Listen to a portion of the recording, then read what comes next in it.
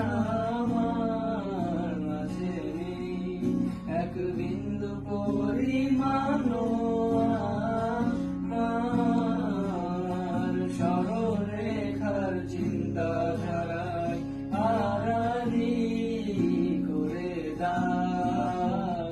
কাটো কেন নাকি কাঁদিয়ে আমাকে সেই চোখের জলে ভেজো তৃষ্ণার তরি দরে শুয়ে আমি মরীচিকার মতো। তবে তাই যদি হয় করি না গো ভয়, জানি আধার